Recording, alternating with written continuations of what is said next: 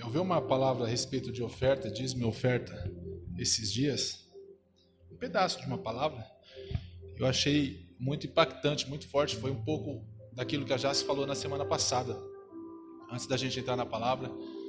Pode ir. Amém? Obrigado. E às vezes não, todas as vezes, e às vezes nós aprendemos isso de outras pessoas. Quando nós ofertamos na casa do Senhor, quando nós ofertamos, entregamos a nossa oferta a Deus, nós ofertamos pensando no resultado. Isso não está totalmente errado, mas está invertido. Porque a nossa oferta, ela tem que ser pela honra. Nós estamos ofertando porque nós honramos a Deus. À medida que nós honramos a Deus com as nossas ofertas, automaticamente nós temos o resultado daquilo que nós ofertamos. Então eu estou devolvendo, quem deu a palavra essa semana sobre oferta na Terça on Fire, eu não lembro quem deu, a Ana. Nós devolvemos, né, como ela disse, aquela parte que Deus deu para a gente, nós devolvemos uma parte para Ele. E depois nós fazemos a nossa oferta e aí nós ofertamos pensando que a semente vai ser a 30, 60 e a 100 por 1 no dia seguinte. A gente vai ofertar e já vai esperar por um resultado. Isso é um erro. É um erro porque nós estamos invertendo.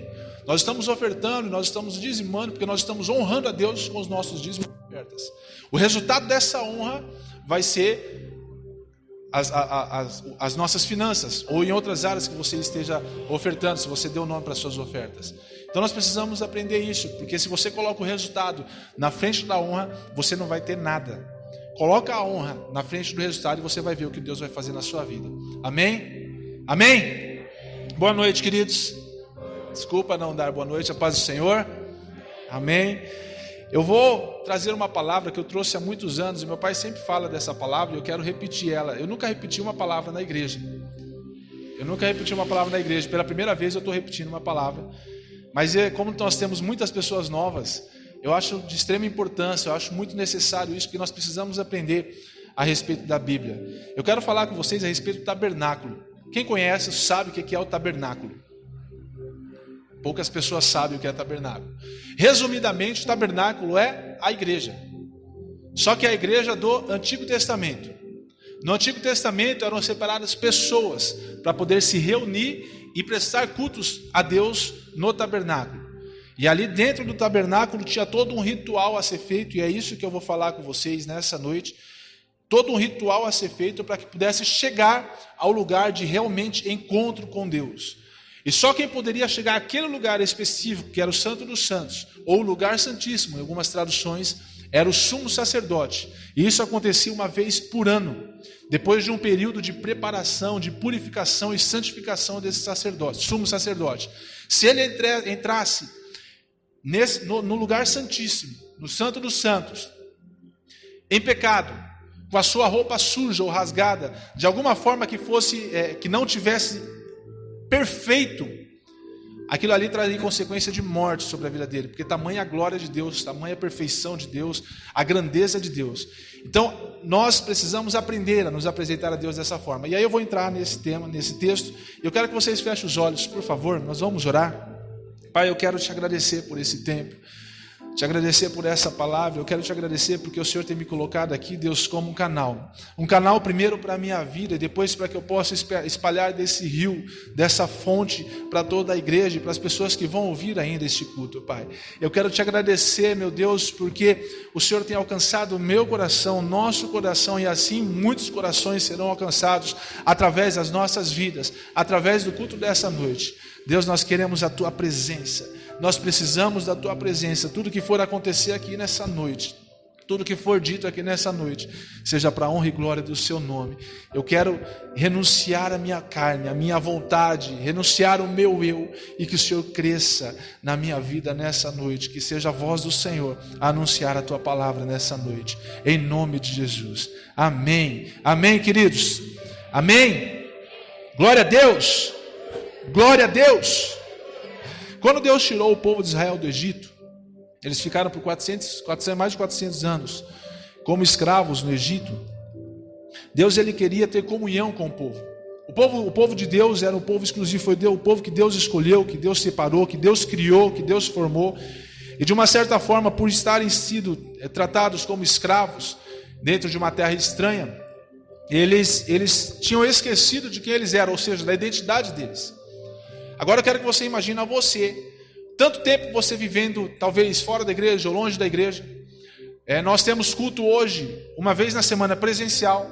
Nós temos culto praticamente uma sala de oração todos os dias e culto uma vez na semana. Só que o presencial mesmo, nós temos uma vez na semana. E às vezes esse período que você fica distante é o mesmo período que o povo de Israel passou para poder esquecer quem Deus era para eles. E às vezes esse é o período que você está passando para talvez esquecer quem Deus é para você ou quem Deus é em você. Você já pensou nisso? É um período muito curto, às vezes precisa de um dia para o diabo vir e roubar a sua identidade. Roubar aquilo que você descobriu no domingo. Quando chega na segunda, na terça-feira, você já esqueceu quem você é. E aí precisa vir no outro domingo para poder lembrar novamente quem você é em Deus. E o que Deus é em você.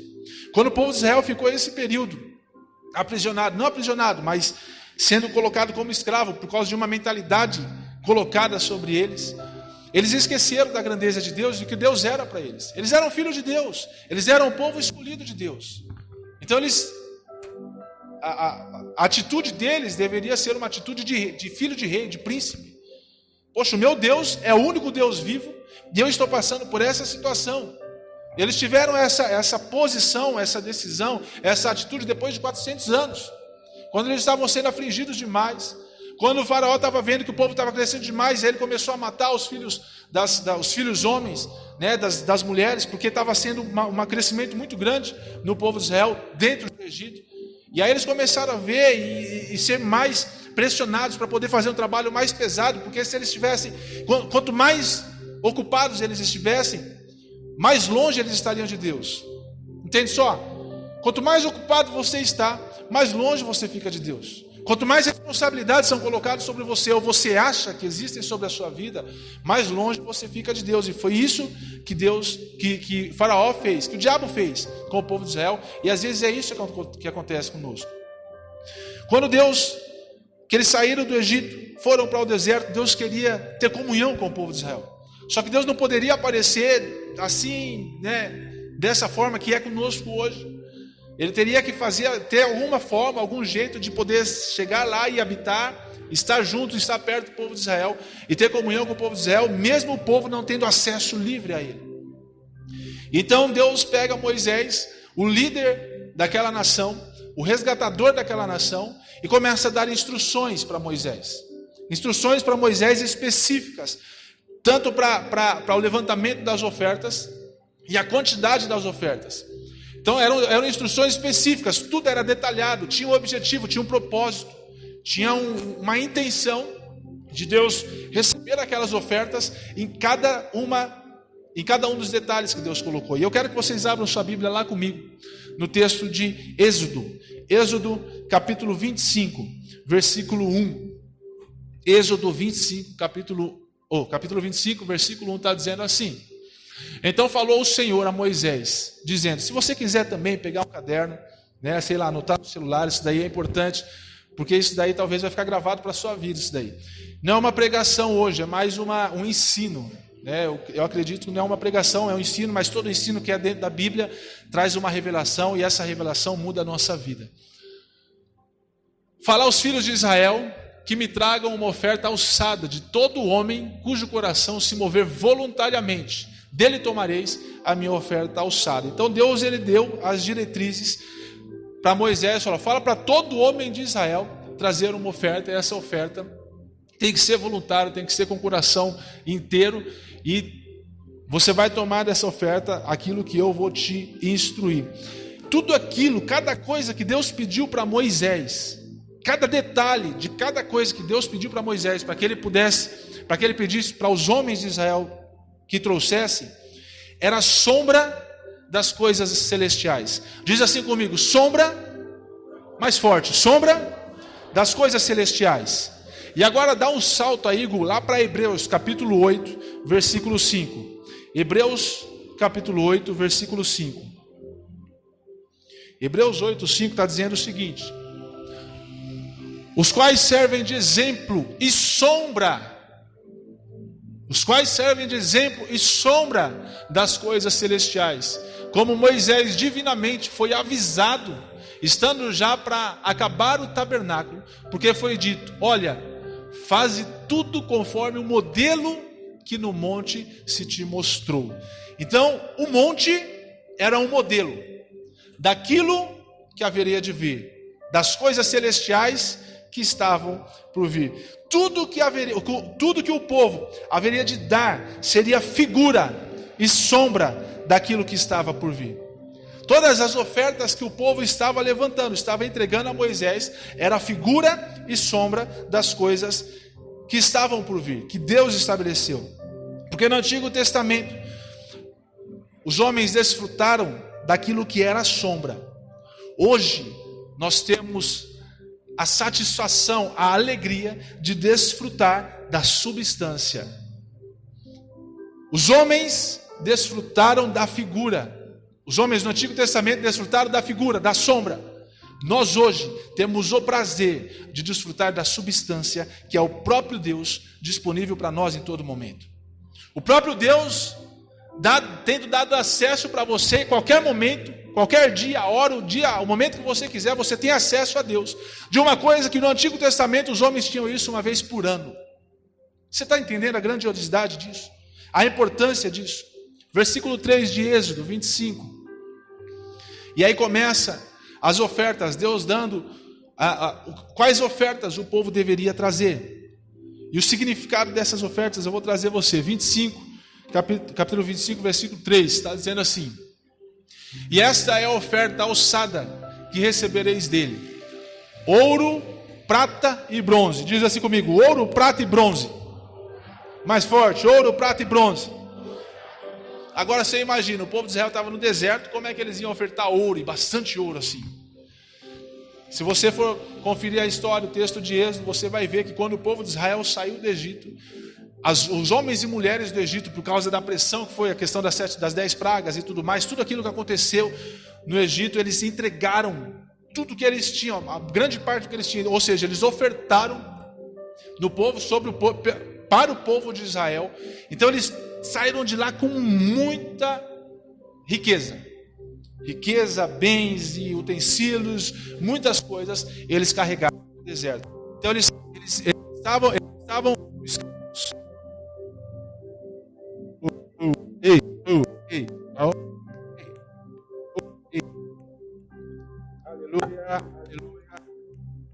Aleluia. Glória a Deus. Glória a Deus. Aleluia. Aumenta mais um pouco aqui, hoje, você consegue? Então o povo estava no Egito como escravo e saiu do Egito sendo um povo milionário. E aí Deus pede essas ofertas. Primeiro, ouro, prata e bronze.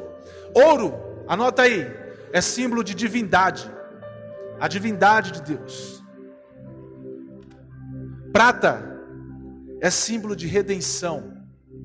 E bronze é símbolo de sofrimento ou de salvação. Ouro, prata e bronze, tudo tinha um objetivo, tudo tinha um alvo. Então, Deus mostrando a sua divindade, sendo ouro. Jesus, no caso, mostrando a sua redenção, se rendendo, morrendo por nós. Se rendeu para que pudesse morrer ao nosso favor, ser oferta no nosso lugar. E bronze, trazendo salvação para o povo de Deus. Em toda a lista que Deus deu a Moisés, tudo que Deus falou com Moisés tinha a ver com Jesus. E a minha mãe, ela orou aqui, e ela orou a semana passada e pregou a semana passada também a mesma coisa. Tem tudo a ver com ele. Toda a Bíblia, ela é a revelação de uma pessoa, Jesus. Toda a Bíblia é a revelação de uma pessoa, e essa pessoa é Jesus. De Gênesis a Apocalipse, se você ligar os pontos, se você estudar, se você procurar, você vai ver que de Gênesis a Apocalipse, eles contam a história e a vida, aquilo que Jesus era, através de coisas, de sinais, de qualquer situação, era Jesus. E aí depois, próximo versículo, e azul. Aí começou a dar as cores. Por que cores? Qual é a intenção de Deus colocar isso aí? Você já percebeu que às vezes uma vírgula no texto faz muita diferença? Por que Deus coloca tais coisas? Por que Deus colocou a genealogia? Qual a intenção de Deus colocar os nomes na Bíblia? Você já procurou saber sobre isso? Então procura, vai buscar. Por que do azul? Azul e púrpura e carmesim e linho fino e pelos de cabras. São 4 cores que Deus estabeleceu. 4 cores que Deus colocou. E essas cores, como eu disse, têm a ver com Jesus. Azul é Jesus, o Filho de Deus. Azul, Jesus, o Filho de Deus. O significado disso e a ligação, o simbolismo dessa cor, Jesus sendo o Filho de Deus. A púrpura, Jesus é rei. Jesus é rei. Escarlate, Jesus o Salvador. Tudo tem o simbolismo do que haveria de vir. Era a sombra das coisas celestiais. E linho fino, Jesus, o homem perfeito. Então, azul, o Filho de Deus. Púrpura, Jesus é o Rei. Escarlate, Ele é o Salvador. E linho fino, Ele é o homem perfeito. Só que olha que interessante, essas 4 cores, todas elas estão atreladas aos 4 evangelhos. Quais são os 4 evangelhos? Alguém sabe me dizer? Mateus, Marcos, Lucas e João. Mateus está ligado, atrelado à cor púrpura, que Jesus é rei. Marcos, Jesus, o homem perfeito, o linho fino. Em Lucas, escarlate, o Salvador, Jesus, o Salvador. E em João, Jesus, o Filho de Deus. Você vai ver toda essa ligação. Eu não vou dar os textos aqui, porque senão a gente vai ficar muito tempo aqui. Eu quero que você anote. Se você quiser estudar e ter revelação disso, vai procurar por isso na sua casa. Passa a semana buscando por isso, que você vai ver a intensidade, a profundidade que existe no que a Bíblia tem para trazer para você. Continua, próximo. Pelos de cabras e peles de carneiros, tintas de vermelho e peles de texugos e madeira de acácia. Olha só que interessante, mais significados. Pelo de cabra. Pelo de cabra simboliza o profeta. Jesus, o grande profeta. Jesus, o grande sacerdote. Pelo de cabra simboliza o profeta. Pelo de carneiro, tingidas de vermelho, simboliza o rei tingido de vermelho, que deu o seu sangue. Pele de carneiro tingida de vermelho, simboliza o rei tingido de vermelho, que deu o seu sangue. O couro, ou nessa tradução, e peles de texugos, está dizendo o seguinte: é algo sem beleza. Lá em Isaías, quando você for conferir o texto de Isaías, tem uma parte que fala que quando ele estava sendo crucificado, não havia beleza alguma em Jesus naquele momento. Não havia beleza alguma em Jesus. E a madeira de acácia. Madeira simboliza corpo. E acácia é incorruptível. Ou seja, é a única madeira no mundo até hoje que ela não estraga. É a única madeira no mundo até hoje que não estraga. E aí Deus pede essa madeira, mostrando para o mundo que Jesus era o homem perfeito.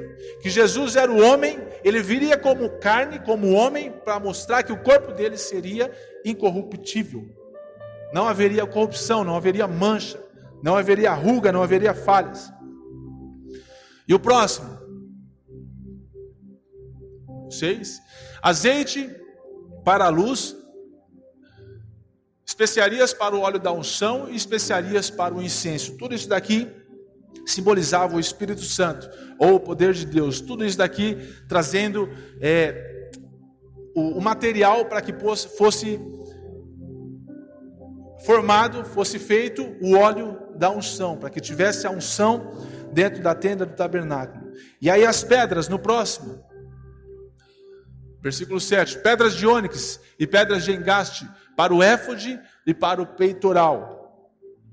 Todas as pedras de ônix, as pedras preciosas que são para o éfode, vem primeiro no peitoral. Depois eu vou mostrar para vocês, tem uma imagem do peitoral, então mostra aí a imagem do peitoral. Primeiro vem o ouro, prata e o bronze, que representa, simboliza Deus, Jesus, a divindade, a redenção e a salvação. Olha lá no peitoral, aqui essa placa que os sacerdotes, os sumos sacerdotes usavam, eles tinham que usar, eles tinham que andar com essa placa. Então primeiro vinha ouro, prata e bronze, depois as pedras preciosas, ônix e outras pedras preciosas que vinham, que simboliza a igreja. Ou seja, Jesus, na sua divindade, na sua grandeza, na sua soberania, se entregou, se rendeu por nós, para que nós pudéssemos ser salvos, para que a igreja pudesse estar abaixo dele, se submetendo a ele. Então as pedras preciosas simbolizavam a igreja no éfode. Isso é tremendo demais. Quando Deus deu a instrução para Moisés de como construir, quando Deus começa a dar a instrução para Moisés de como construir, ele começa a dar a instrução da construção de dentro para fora. E assim é com as nossas vidas também. Quando Deus começa a fazer algo na sua vida, ele começa primeiro dentro de você, para que depois o reflexo da sua mudança interior possa refletir no seu exterior. As pessoas começam a ver aquilo que Deus fez na sua vida por causa de uma mudança de coração e uma mudança de mentalidade. Deus começa primeiro no seu coração. Diz assim comigo: Deus começa mais forte. Deus começa no meu coração.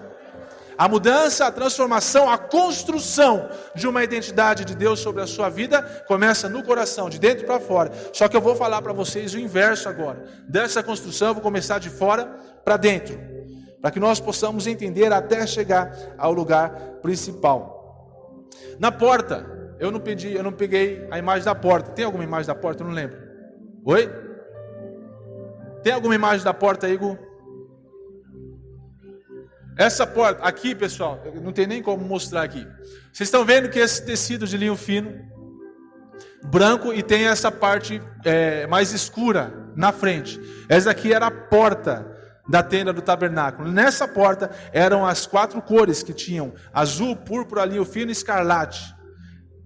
As 4 cores estavam desenhadas nesse tecido: azul, púrpura, linho fino e escarlate. As 4 cores nesse tecido. Mas a porta, ela tinha um nome. Essa porta de entrada, ela tinha um nome. O nome dela era Caminho. Vocês conseguiram associar? O nome dessa porta era Caminho. O que Jesus diz lá no Novo Testamento? Fala: eu sou o caminho, a verdade e a vida. Quem quiser chegar ao Pai, tem que primeiro passar pela porta. Tem que primeiro passar pelo caminho. Para que nós possamos chegar à verdade e alcançar a vida eterna, nós precisamos primeiro acessar a porta. Quando associamos tudo, nós vemos Jesus sendo o homem perfeito, o Filho de Deus. Vemos ele através dos 4 evangelhos, a presença de Deus sendo acessada através da porta. Jesus era a porta, que era chamada Caminho, e ele deu esse nome para ele mesmo, para que nós pudéssemos conhecer a verdade e acessar a vida eterna. Ele deu esse nome para ele mesmo, para que nós possamos conhecer a verdade e acessar assim a vida eterna. Todo o envolto da tenda do tabernáculo, esse tecido branco que foi colocado, era o tecido de linho fino, ou de linho branco, tecido de linho branco, que significa, que simboliza a perfeição de Jesus. Esse tecido simboliza a perfeição de Jesus. E todas essas colunas também tinham tudo um significado. Tem as colunas aí, Gu? Tem? Só as colunas de fora, elas têm um significado. Vai ser difícil. Esse cara é demais, olha lá. Pegou. As colunas. Era feita de madeira de acácia. As colunas eram de madeira de acácia, ou seja, o corpo incorruptível de Jesus. Madeira de acácia. E em cima, era envolvido, em cima, no topo da coluna, da madeira era envolvido de prata e a base da coluna era de bronze. O topo da coluna era de prata, a base da coluna era de bronze. E aí depois você vê essas cordas. Se você for ver, depois a gente vai colocar lá na imagem da tenda do tabernáculo, essas cordas que seguravam as colunas na parte de dentro e na parte de fora. Essas cordas eram de pele de cabra. Pele de cabra, se você for ver lá em Levítico, fala que a pele de cabra era uma oferta, a cabra era uma oferta para o pecado. Então eles entregavam a cabra como oferta pelo pecado. E as estacas, eu não sei onde está, e agora eu me perdi todo. Volta lá, Gu, naquele lá.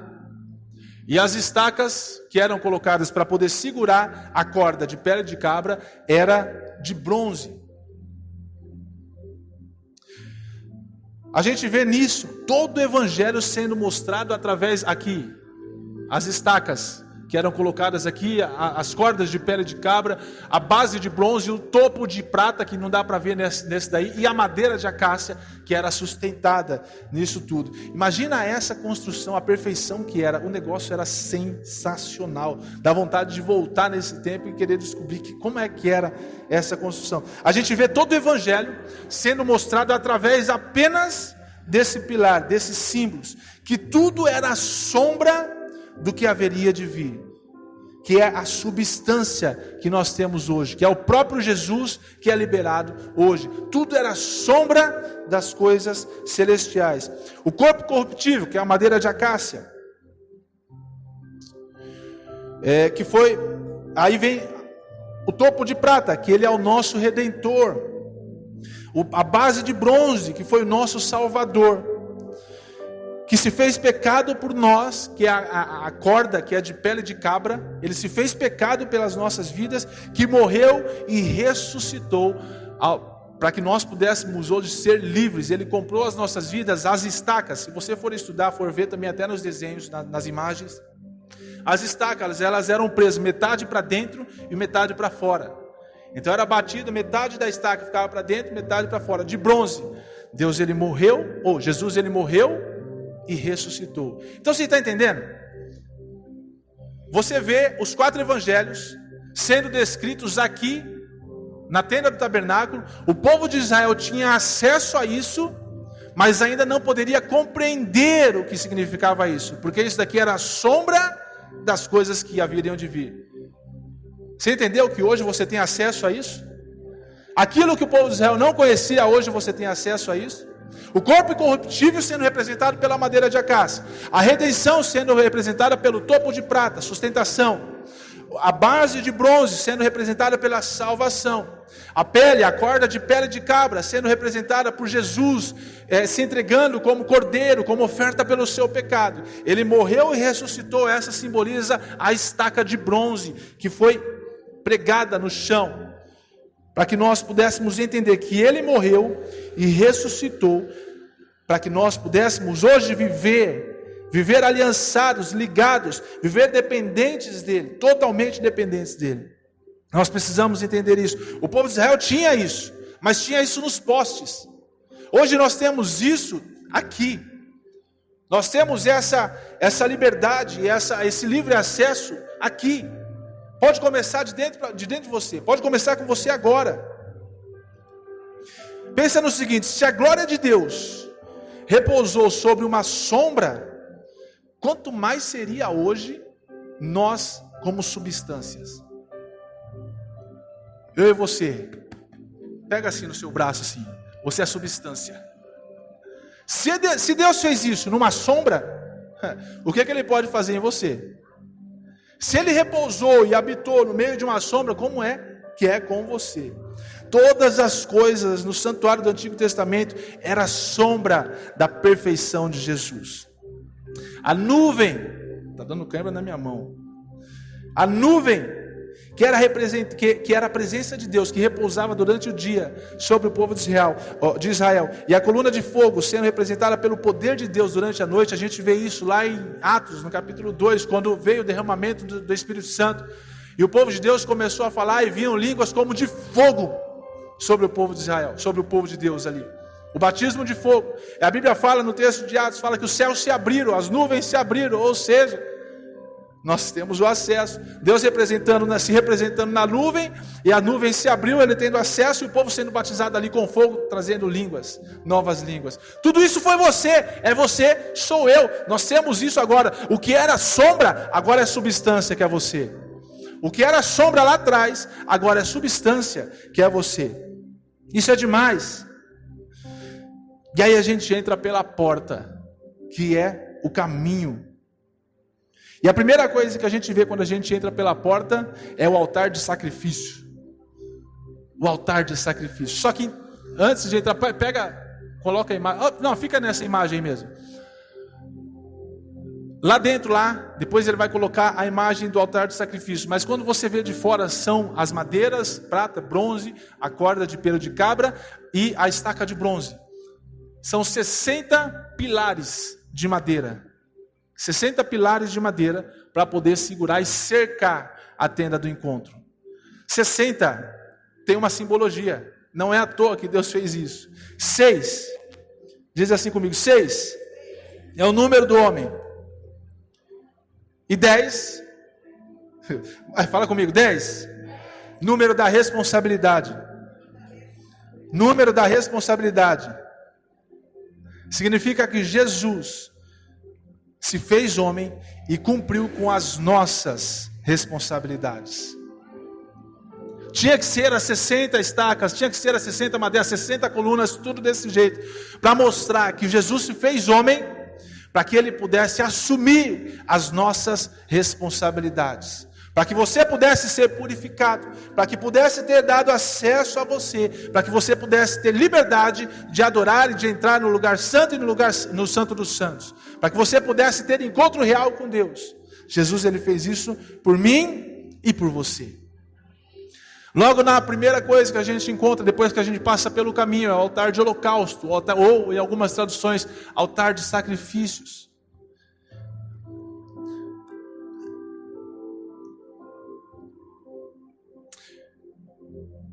Ali era onde eram oferecidos os sacrifícios. Todos os sacrifícios que os sacerdotes ofereciam para o povo de Israel eram oferecidos aqui. Então eles pegavam os animais, cortavam em pedaços e ali eles colocavam ali e queimavam os animais. E o sangue deles era oferecido a Deus como sacrifício pelo pecado do povo. Lembra que eu falei? Tudo isso daqui era sombra das coisas celestiais. Todo o sacrifício que era feito aqui não se comparava àquilo que poderia acontecer lá na frente. Então o pecado do povo, ele não era apagado, porque era o sangue de animais que estava representando aquela oferta. Não era o sangue das pessoas, não era o meu sangue, era o sangue de animais. Então o pecado dos homens não era apagado, o pecado dos homens era encoberto. Era como se você tivesse varrido a sua casa, os filhos, que varreram a casa dos pais, varre a casa, ao invés de jogar o lixo, o pó, a sujeira no lixo, deixa ou lá no canto lá, ou coloca embaixo do tapete, ou dá um jeitinho lá de sumir com a sujeira. É a mesma coisa que acontecia aqui com essas ofertas. Mesmo que eles entregassem, que tivesse, em Levítico fala de como deveriam ser as ofertas, como deveriam ser os animais, mesmo que fosse um animal perfeito, sem mancha, sem ruga, sem mácula, sem nada, ainda assim não apagava o pecado dos homens. Era encoberto o pecado dos homens. E isso era feito em rituais. Olha só, os sacerdotes e os sumos sacerdotes, eles precisavam ter uma experiência de sangue para poder chegar a entrar no Santo dos Santos. Então eles primeiro precisavam ter uma experiência de sangue para ter acesso ao Santo dos Santos. Que interessante isso. Precisa matar a carne, precisa matar a sua vontade, precisa matar quem você é, matar o orgulho, a arrogância, a prepotência, matar o seu eu, e ter essa experiência de sangue, para que você possa ter acesso ao Santo dos Santos, para que você possa acessar a presença de Deus de uma forma sobrenatural. E olha só o que o sangue faz com a vida dos filhos. Efésios capítulo 1, versículo 7. Olha só o que o sangue faz. O sangue, ele vem nesse texto para nos dar perdão. O sangue de Jesus derramado sobre as nossas vidas, ele vem para nos dar perdão, em quem temos a redenção, pelo seu sangue, a remissão das ofensas, segundo as riquezas da sua graça. Então o sangue de Jesus veio para que você pudesse ser remido, ser lavado, para que você pudesse ser perdoado dos seus pecados. O sangue de Jesus veio para isso, a oferta, o sacrifício feito nesse altar de sacrifício, nesse altar de holocausto, a intenção era essa, que o sangue pudesse trazer perdão. E aí depois o sangue também vem para trazer limpeza, para trazer purificação, lá em João capítulo 1, versículo 7. João capítulo 1, versículo 7, o texto vem para trazer, para limpar. Ele veio como testemunha para que testificasse a respeito da luz, a fim de todos virem a crer por intermédio dele. Ele veio para que nós pudéssemos ser limpos e crer por intermédio dele. O sangue veio para nos trazer justificação. Romanos 5, 9. Romanos capítulo 5, versículo 9. Agora, como fomos justificados por seu sangue, muito mais ainda, por intermédio dele, seremos salvos da ira de Deus. Então nós vemos aqui o sangue que trouxe perdão, o sangue que limpou e o sangue que trouxe justificação. Nós somos justificados pelo sangue. Nós temos aqui também 3 tempos: passado, presente e futuro. O sangue que perdoou, passou. O sangue que limpa, você está sendo limpo, está passando por processo de purificação, de limpeza. E agora, como fomos justificados, vai trazer justificação sobre a sua vida. Amém? Amém? Nós não, por isso não dá para nós a liberdade de nós pecarmos, porque depois a gente tem o sangue que vai trazer purificação. Não, nada a ver. Não dá uma autorização para você falar, pô, se você pecar, depois você pega o sangue, derrama o sangue, que está tudo bem. Não existe isso. Pecado premeditado é diferente de um pecado que você não planejou. Se você planeja pecado, você está intencionalmente fazendo aquilo ali tem consequências sobre a sua vida. Toma cuidado. Todo pecado ele tem uma consequência. O salário do pecado é Mas quando nós entendemos o poder do sangue, existe perdão, limpeza e justificação. Nós precisamos entender, mas isso não dá autorização para que você possa pecar. O altar de sacrifício também simboliza a morte da carne, o crucificar o eu, a minha carne, o que é a parte mais dolorosa, a parte mais difícil, quando você assume que você está errado, quando você assume que você não é mais desse mundo, porque eu não sou desse mundo. Não sou desse mundo. Quando você assume que você não é mais desse mundo, e aí a parte mais difícil de você renunciar tudo aquilo que o mundo está te oferecendo até hoje. Vamos falar aí, sexo, drogas e rock and roll. Hoje é o funk, né? Não é o rock and roll mais, hoje é o funk. Então, o mundo está te oferecendo isso. O mundo está te entregando aí de mão beijada. Está muito fácil. Está muito fácil as coisas que o mundo está te oferecendo. Só que matar a sua carne envolve essa renúncia para as coisas que o mundo está te oferecendo. Renúncia para as coisas que tem matado você. E como nós podemos renunciar? Em Salmo 63, 1, nós vemos isso. Nós temos que aprender a orar, nós temos que aprender a disciplinar a nossa carne, nós temos que aprender a clamar a Deus, a nossa carne clamando a Deus, gritando a Deus. Ó Eterno, Tu és o meu Deus, e a Ti eu busco dia e noite. A minha alma tem sede de Ti, todo o meu ser anela pelo refrigério da Tua presença. Numa terra árida, exausta e sem água, eu desejo pela Tua presença, mesmo que o meu coração, mesmo que na minha mente isso não seja verdade. Quando eu pego e disciplino a minha vida e começo a declarar isso, recordo-me dos dias em que te contemplei no santuário para me embeber de teu poder e de tua glória. Agora vai para o 42:1. Nós precisamos aprender, quando eu faço disciplina da minha carne. Eu não vou nem perguntar aqui quem gosta de orar, mas é um desafio. Como a corça suspira pelas águas correntes, assim por Ti, ó Deus, anseia a minha alma. É um desafio para uma pessoa que não tem o hábito de viver um relacionamento com Deus, de separar aquele momento de orar, para orar. É um desafio, porque quando a gente começa a orar, ou em 2 minutos a gente já fala tudo que a gente tem que falar. Depois a gente não tem mais nada para falar, e aí começam a ouvir os gritos na nossa mente. Quais são os gritos na sua mente? Estou com fome. Estou com sono. Sono é o pior, né? Estou com sono. Cansei. Não tenho mais nada para falar. A pizza está chegando. O churrasco de amanhã. Aí começa a vir os gritos na alma. E aí entra nesse detalhe. A minha alma anela por ti. Eu tenho sede de ti. Assim como a corça ansia pelas águas, a minha alma suspira, anela. Eu desejo pela tua presença. Aconteça o que for. Eu quero mais de ti. Eu quero a tua presença. Hoje o meu corpo está gritando para não fazer. Mas eu quero a tua presença. O desafio é matar a sua carne. É aprender a orar. Aprender a viver relacionamento com Deus. Depois a gente anda mais um pouco, depois do altar de sacrifício, e a gente vê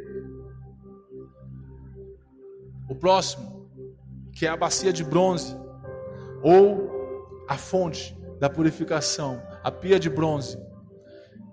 João 13:10. Todo mundo viu a imagem? A pia de bronze. João 13:10 está dizendo o seguinte. João 13:10. Explicou-lhe Jesus: quem já se banhou precisa apenas lavar os pés. O seu corpo já está completamente limpo. Vós também estáis limpos, mas nem todos. Beleza. Essa pia de bronze, quando os sacerdotes passavam pela porta, que era o caminho, entravam ali no altar de holocausto, de sacrifício, e ofereciam o sacrifício para Deus, aquela oferta para Deus. Eles iam para a pia de bronze. No antigo pacto, eles tinham que lavar as mãos e lavar os pés, porque olha lá, tá vendo a pia em cima e embaixo? Então eles lavavam as mãos e lavavam os pés. As mãos, o ato de lavar as mãos simbolizava as obras. O ato de lavar as mãos simbolizava as obras, e o ato de lavar os pés é por onde eu vou caminhar. Por onde nós vamos? Quando Jesus veio, anunciou as boas novas, anunciou o novo evangelho, uma nova história, ele fala assim para a gente: não é por obras, não é por obras. E entra esse texto que nós lemos de João 13:10, que fala que você não precisa lavar as mãos, precisa lavar os pés, precisa se banhar, mas os pés. Lá no Antigo Testamento, na tenda do tabernáculo, você tinha que lavar as mãos e os pés. Purificação, santificação, a fonte da palavra de Deus, fonte de águas vivas. Nós precisamos estar de frente com a fonte, que é a palavra de Deus. Nós precisamos estar de frente com a fonte, que é a palavra de Deus. Oferecer o sacrifício, limpar os nossos pés, limpar as nossas vidas, nos banhar, trazer purificação sobre a sua vida. E aí quando você está de frente com a fonte te habilita a entrar no lugar santo. A fonte, ela te autoriza a ter acesso ao lugar santo. E aí é essa parte ali, aquela tenda. Não, volta lá. Aquela tenda ali de dentro, sem ser essa de fora, aquela tenda de dentro, que eu creio que é uma ansiedade muito grande de quem está do lado de fora saber o que tem lá dentro ou o que está acontecendo lá dentro. O que tem lá dentro ou o que está acontecendo lá dentro. Essa fonte, quando nós fazemos isso, ela te dá autorização para você acessar ao lugar santo. E aí quando nós viramos e temos acesso ao lugar santo, nós temos ali, tá vendo ali 5 pilares? Eu não tenho como mostrar, ali tem os 5 pilares aí, então mostra os 5 pilares. Nós temos 5 pilares.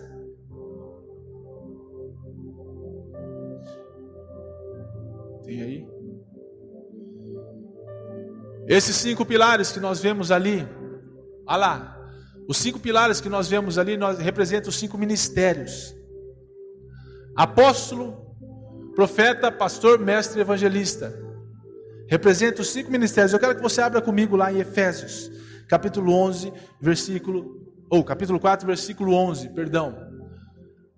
Tudo que foi construído aqui é sombra das coisas celestiais. Assim ele designou alguns para apóstolos, outros para profetas, outros para evangelistas e outros para pastores e mestres. O próximo. Com o propósito de aperfeiçoar os santos para a obra do ministério, para que o corpo de Cristo seja edificado. Próximo. Até que todos alcancemos a unidade da fé e do conhecimento do Filho de Deus, e cheguemos à maturidade, atingindo a medida da estatura da plenitude de Cristo. Show!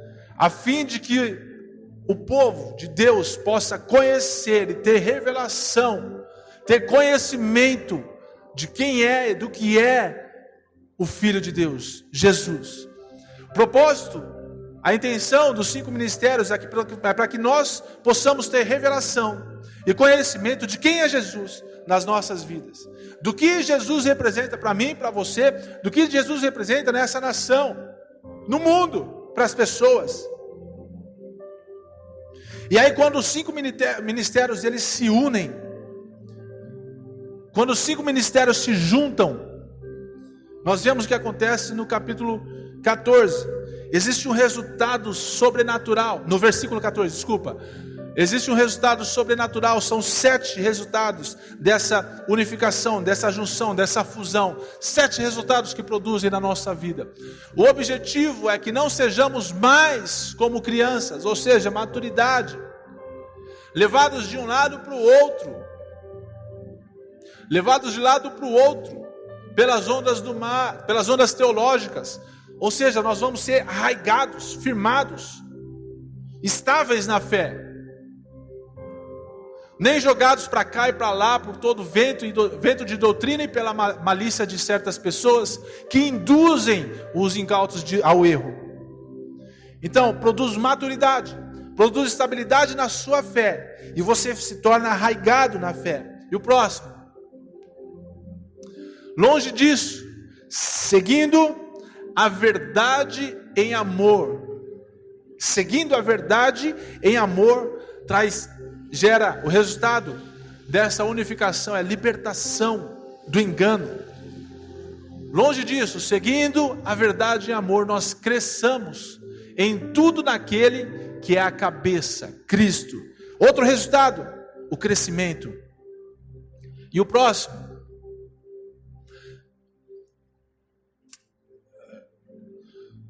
dele todo o corpo, ajustado e unido pelo auxílio de todas as juntas, cresce e edifica-se a si mesmo em amor, na medida que cada parte realiza a sua função.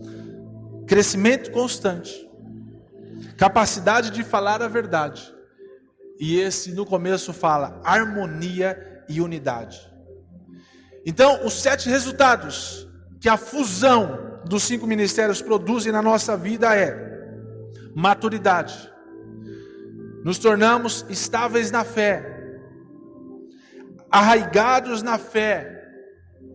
Quarto, libertação de todo o engano que todas as pessoas, falsos profetas, homens e mulheres querem trazer para vocês, para nós, que está fora da palavra de Deus. Quinto, a capacidade de falar a verdade. Sexto, essa fusão gera um crescimento constante. Você não para de crescer ou até de querer crescer, você quer mais. Quando os 5 ministérios se unem, você quer mais, quer mais. O crescimento constante nunca para. E para finalizar, a harmonia, a unidade do corpo de Cristo. O resultado dessa fusão dos 5 ministérios são esses 7 pontos: maturidade, estabilidade, seremos arraigados, libertação de todo engano, capacidade de falar a verdade, crescimento constante e unidade. Cara, isso é sobrenatural. E aí, isso nos dá acesso ao Santo dos Santos, ao lugar santo. Desculpa. Primeira coisa que nós vemos, quando nós entramos pelo acesso que nos dá o lugar santo é o candelabro, à nossa esquerda. A imagem do candelabro. Primeira coisa, candelabro. Alá, que é a revelação da palavra de Deus. A luz que a palavra de Deus traz para você. Quando você lê, quando você busca conhecimento, a luz que aquilo traz para você. O candelabro, quando nós entramos no lugar santo, existe um ritual. Nós entramos no lugar santo, temos acesso à revelação. Para poder chegar aí mais longe, ali naquele encontro, nós precisamos ter acesso à revelação. Nós precisamos ter luz. Os nossos olhos precisam ser abertos. Os nossos olhos precisam ser abertos. As palavras deste livro são espírito e vida, é revelação profunda. E nós devemos alcançar essa revelação na palavra. De Gênesis a Apocalipse, a Bíblia é pura revelação. E aí nós viramos para o outro lado e nós encontramos o pão da propiciação. A mesa dos pães asmos, que é o lugar de satisfação. Quando nós chegamos a este lugar, nós temos a luz, a revelação, depois nós temos que nos satisfazer da presença de Deus. Você está entendendo o que eu estou querendo dizer, queridos? A presença de Deus é pura satisfação. Se você acha que em outro lugar você vai conseguir algum resultado, se você acha que em outro lugar você vai conseguir alguma resposta, você pode até conseguir uma resposta, mas aquela resposta não vai atrair para você o seu destino. Aquilo que Deus preparou, aquilo que Deus planejou para a sua vida, você só consegue ter quando você cumpre aquilo que Deus estabeleceu para você. E aí isso te traz satisfação. Quando você come dos pães, os sacerdotes fazendo esse ritual, trazia satisfação, alimento para eles. A presença de Deus é pura satisfação. E aí nós viramos e damos de encontro ao altar de incenso.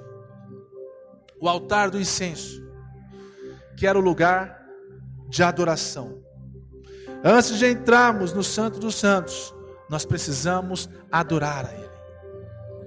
Antes de fazer qualquer coisa, talvez seja por esse motivo que o programa do culto, a programação do culto, seja primeiro a adoração, para que depois Deus possa falar com a gente através da sua palavra. Então nós precisamos primeiro adorar. Nós tivemos a revelação da palavra, a luz da palavra, nos satisfazemos e depois nós passamos para um momento de adoração, lugar de adoração. A adoração é resultado da satisfação, que é resultado da revelação. A adoração é resultado da satisfação, que é a mesa dos pães asmos, que é resultado da revelação, que é o candelabro. A adoração é resultado da satisfação, que é resultado da revelação. Uma vez que você está satisfeito, nós precisamos aprender a adorar a Deus na beleza da sua santidade. Nós precisamos aprender a adorar a Deus na beleza da sua santidade. E aí isso nos dá acesso ao lugar santíssimo. Isso nos dá acesso ao Santo dos Santos, onde o próprio Deus está, a vida do Deus Altíssimo. É o lugar onde apenas os sumos sacerdotes tinham acesso. É o lugar onde apenas os sumos sacerdotes poderiam entrar. Depois de um tempo de preparação, depois de um tempo de santificação, é o lugar onde eles entravam para poder se encontrar com Deus. É o lugar onde as palavras são inadequadas, onde não existem palavras para falar, onde lhe faltam as palavras. É o lugar onde talvez você fica sem ar. É o lugar onde você fica sem jeito, as suas pernas se amolecem, você não consegue mais ficar de pé. É o lugar onde você começa a se encontrar com Deus de uma forma radical, uma forma mais do que sobrenatural, que você não consegue nem mais ver, assim como aconteceu com Moisés, que só o fato dele virar e ver as costas de Deus, o rosto dele começou a brilhar, e as pessoas não conseguiam olhar para o rosto dele, a ponto dele colocar um saco na cabeça, para poder voltar a ter comunhão com o povo, tamanha a glória de Deus. É o lugar onde nós não, na maioria das vezes, não conseguimos nos aproximar, tamanha a glória, e o nosso corpo corruptível, o nosso corpo estragado, o nosso corpo talvez cheio de pecado, contaminado, nos impede de chegar. Mas se nós entendemos todo esse processo que começa lá de trás, com a porta sendo o caminho que nos dá acesso à morte de cruz, que nos leva à cruz, à renúncia, que nos dá acesso à purificação, que é a bacia de bronze, que nos dá acesso ao candelabro, que nós temos revelação à luz da palavra, que nos dá satisfação com a mesa dos pães asmos, que nos leva a um nível de adoração mais excelente. E aí quando nós adoramos, quando nós cumprimos com esse caminho, fazemos isso da forma certa, aí nós conseguimos entrar, e aí é o lugar onde ninguém mais consegue ficar de pé. Nós cantamos essa música aqui, O que tua glória fez comigo. É exatamente isso que os sumos sacerdotes sentiam quando eles entravam. Eles ficavam lá por dias. A intenção era eles ficarem andando de um lado para o outro. Eles amarravam uma corrente, alguma coisa que fizesse barulho. Um sino tinha na túnica deles, na roupa deles, para que fizesse barulho lá dentro. E eles ficavam lá por dias, cultuando, ouvindo, apenas ouvindo, porque eles já tinham adorado. Agora é a parte de ouvir as instruções. Se por algum momento o barulho, a corda parasse de mexer, ou parasse de ter barulho dentro, porque ninguém podia ter acesso a isso daqui. Ninguém podia ter acesso a esse nível de presença de Deus. Quando o barulho parasse, se o barulho parasse, aí eles pegavam pela corda e puxavam o sumo sacerdote, porque ele morreu lá dentro. Mas isso não acontecia, só acontecia se ele estivesse em pecado, se estivesse sujo. Mas por medo da presença de Deus, eles faziam tudo do jeito certo. O interessante é que tudo isso foi construído, tudo isso foi montado, as ofertas foram trazidas pelo povo, para Moisés, para que Moisés pudesse fazer tudo conforme que Deus tinha trazido, tudo do jeito certinho, nos mínimos detalhes, cada coisa no seu devido lugar, a organização perfeita da tenda do tabernáculo. E mesmo assim, isso não era a sombra das coisas que estavam por vir. Você entendeu? Isso não era a sombra das coisas que estavam por vir. Ou seja, o texto fala, a Bíblia fala que o acesso foi liberado para você. O véu do templo se rasgou. Hebreus fala sobre isso. O véu do templo se rasgou. O acesso foi dado. Eu não vou nem falar a grossura e o tamanho dessa cortina lá. Tem mais ou menos a noção. Olha os sacerdotes aqui, olha o tamanho do véu. Essa cortina, ela tinha, eu não lembro exatamente, mas ela era 12 a 16 centímetros, né? Alguma coisa assim. Imagina, 12 a 16 centímetros de cortina. Olha o tamanho dela. O peso que isso tinha. Ela era pesada. Oi, alguém falou? Não. E a Bíblia fala que o véu se rasgou de cima a baixo. Dizendo para você assim: você precisa aprender esse ritual. Mas não existe mais complicação apenas para um homem. Você tem acesso. Você não precisa se tornar pastor, mestre, evangelista, apóstolo, profeta. Não precisa nada disso. Você já é. Deus já colocou esse chamado no seu coração. Isso é fato. Mas o acesso você tem todos os dias. Basta você entrar pelo caminho. Basta você oferecer, entregar a oferta. Basta você se purificar. Você começar a ter a luz da revelação. E assim você começa a ter a satisfação pela presença de Deus. E entra no nível de adoração sobrenatural que te leva ao Santo dos Santos. Cara, isso é sobrenatural. Isso é radical, mas sobrenatural. Mas talvez para algumas pessoas isso seja a coisa mais importante das nossas vidas, da sua vida, da vida delas. Para outros isso daqui é uma coisa indiferente.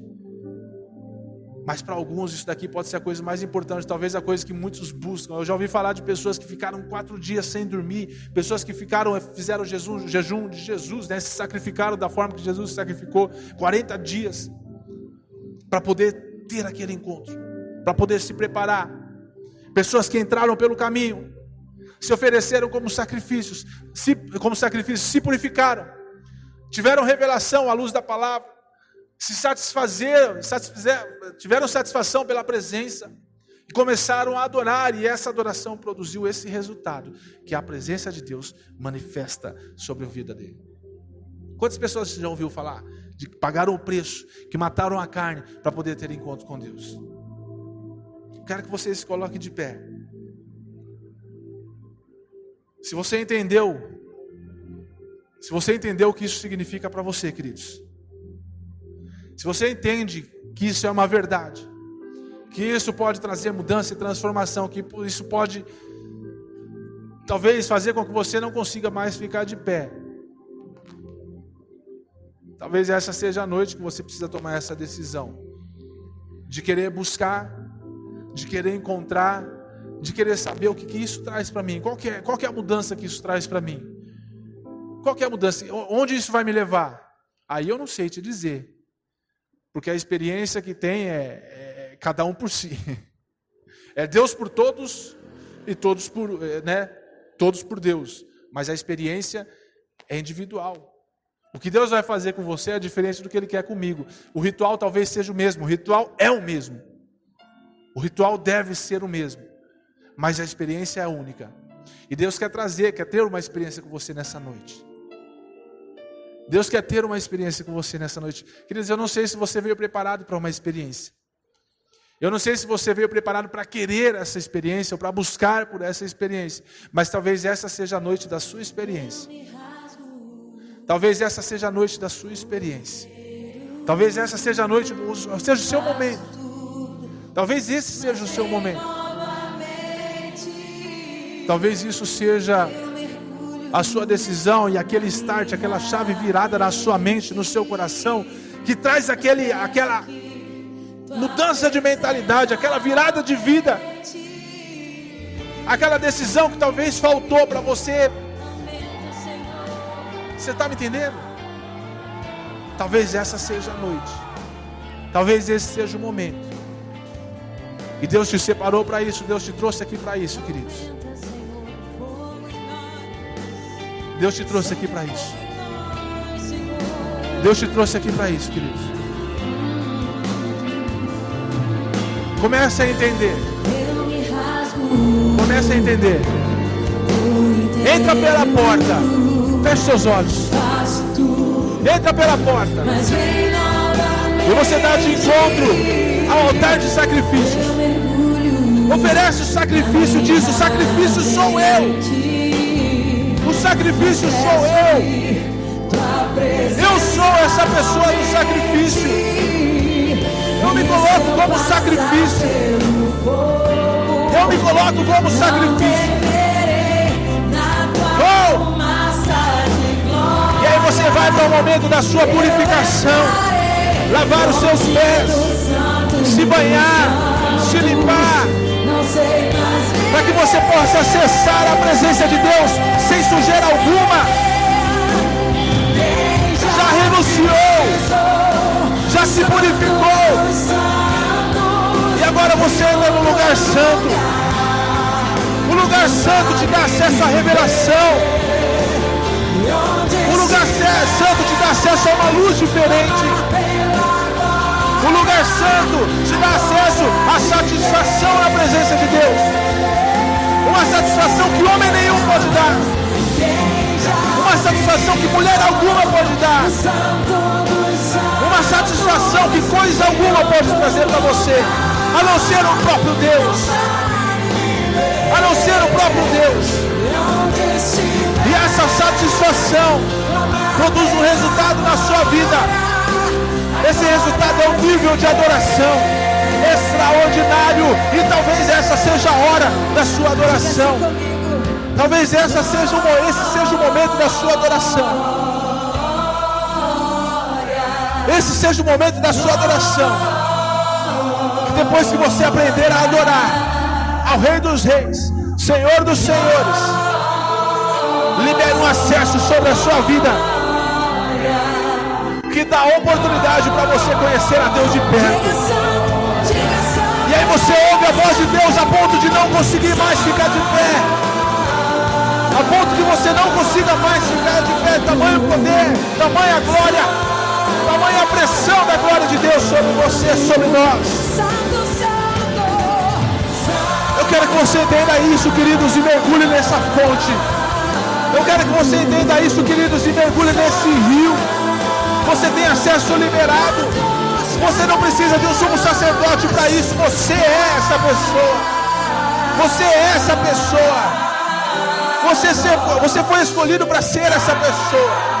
Você foi escolhido para ser esse homem, para ser essa mulher que tem acesso ao Santo dos Santos, que possa declarar santidade ao Senhor, que possa declarar santidade ao Senhor. O véu do templo se rasgou, o véu do templo se rasgou, e hoje eu tenho acesso livre à presença de Deus. Eu tenho acesso livre à presença de Deus. Ele me deu esse acesso, Ele me deu esse acesso, e hoje eu posso entrar. Queridos, eu quero que você seja radical nesse momento agora, se você realmente quer. Como eu disse, essa palavra pode servir para você, como também pode não servir. Mas se você quer ter acesso, você precisa ir longe. Você precisa tomar atitudes, decisões. Precisa tomar decisões. Decisões que mudam. Decisões que transformam. Decisões que renovam. Decisões que trazem uma nova visão. Decisões que trazem para você um novo ambiente. Um ambiente de glória. Um ambiente de glória. Um ambiente que traz para você uma experiência diferente. Um ambiente que traz para você um nível de sobrenatural, como eu digo, que você ainda não conheceu. E aí você começa assim a gritar, você começa a chorar, porque a presença de Deus não consegue deixar você do mesmo jeito que você chegou. Se a presença de Deus te alcançou agora, queridos, ela não deixa você da mesma forma que você chegou. Tem que produzir alguma coisa dentro de você. Tem que produzir alguma coisa dentro de você. Poder, poder, poder, poder, poder, poder, poder e poder. A presença de Deus pode produzir em você nessa noite intimidade. Oh! Querido, se você nessa noite quer se colocar aos pés de Jesus, quer convidar Jesus para fazer parte da sua vida nessa noite, talvez esse seja o momento desse encontro, de gerar essa mudança, de gerar essa transformação. Como eu disse no começo, o que Jesus faz nas nossas vidas é de dentro para fora. E Deus quer começar algo dentro de você nessa noite. Deus quer começar algo dentro de você nessa noite. Se você quer que essa transformação comece nessa noite, levante a sua mão onde você está. Levante a sua mão onde você está e diga: eu quero, eu preciso, eu tenho sede, eu tenho fome. Assim como a corça anseia pelas águas, a minha alma anseia por ti, Deus. Assim como a corça anseia pelas almas, eu tenho desejo pela tua presença. Eu tenho desejo pela tua presença. Deus quer te levar, queridos. Deus quer te levar, queridos. Vai! Mergulha! Mergulha!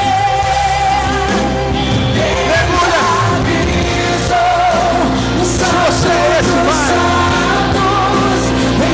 Não existe outro lugar. Não existe outro lugar.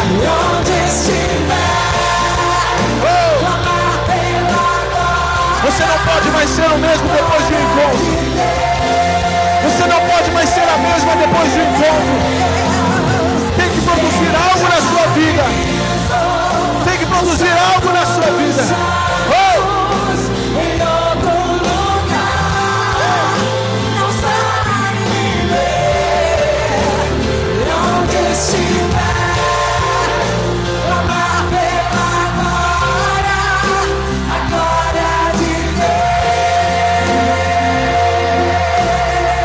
Tabernáculo te leva a Jesus. E Ele quer tabernacular com você nessa noite. Ele quer tabernacular com você nessa noite.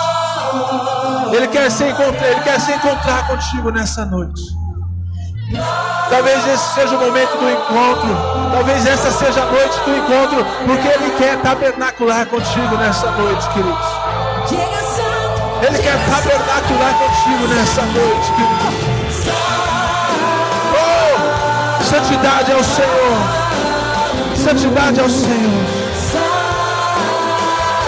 Eu te agradeço, Deus, por essa palavra. E que isso continue trazendo revelação sobre nossas vidas. Que isso continue trazendo revelação sobre nós. Nós não podemos mais continuar da mesma forma. Nós não podemos mais continuar da mesma forma. Esse encontro precisa produzir um resultado diferente em nós. Oh, te agradeço por essa noite. Te agradeço, Deus, por esse tempo.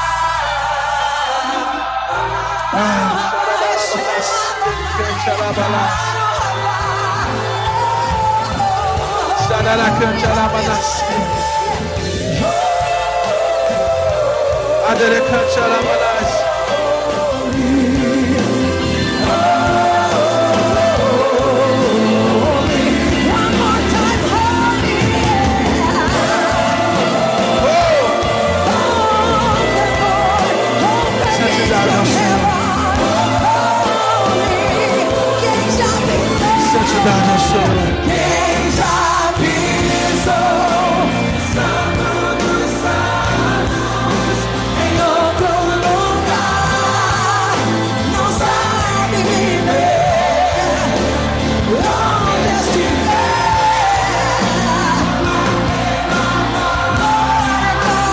Glória de Deus. Deus, como todas as outras, que não seja mais uma palavra. Que não seja mais uma palavra, Deus. Tem que ser diferente. Tem que ser diferente. Que não seja mais uma noite. Que não seja mais um tempo. Mas que seja a Tua presença, Deus. Queridos, receba a revelação do alto nessa noite. Receba a revelação do alto nessa noite. E que a presença de Deus venha sobre a sua vida, a ponto de você não conseguir mais ficar de pé. Tamanha a glória de Deus. Tamanha a glória de Deus. Aleluia, Deus. Depois que acabar a música, nós estamos encerrados. Eu quero que você adore a Ele. Eu quero adore ser Ele. um instrumento. Eu não quero os presentes.